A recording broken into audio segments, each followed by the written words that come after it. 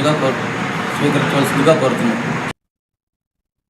ఆషాఢ శుద్ధ ఏకాదశి సందర్భంగా ప్రకాశం జిల్లా అద్దంకిలో శ్రీ వాసవి కన్యకా పరమేశ్వరి అమ్మవారి దేవస్థానంలో ప్రత్యేక పూజా కార్యక్రమాలు నిర్వహించారు. ఈ సందర్భంగా చాతుర్మాస దీక్షలు ప్రారంభమవుతాయని 4 నెలల పాటు స్వాములు ప్రత్యేక పూజలు, ఆధ్యాత్మిక కార్యక్రమాలు నిర్వహిస్తారని ఆలయ అర్చకులు స్వర్ణ సుబ్బారావు తెలిపారు. ఆషాఢ శుద్ధ ఏకాదశిని తొలి ఏకాదశి అంటారు. ఈ రోజు నుంచి కూడా చాతుర్మాస వ్రతం ప్రారంభమవుతుంది. యతులు, సన్యాసులు, యోగులు, కొంతమంది గృహస్థులు కూడా ఈ రోజు నుండి చాతుర్మాస దీక్ష తీసుకోవడం జరుగుతుంది. అంటే 4 నెలల పాటు కూడా ఈ దీక్ష ఉంటుంది.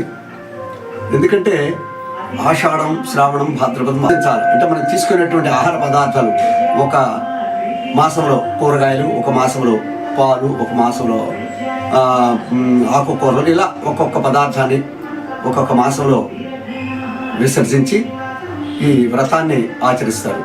ఇప్పటి నుంచి కూడా కారం చేయడం జరిగింది. నిన్నటి రోజున, ఇవాళ రోజున ఏకాదశి సందర్భంగా అమ్మవారికి ఉదయం నుంచి పూజా కార్యక్రమాలు అయిపోయి ఇక భక్తులకు ప్రసాద వినియోగం జరుగుతుంది.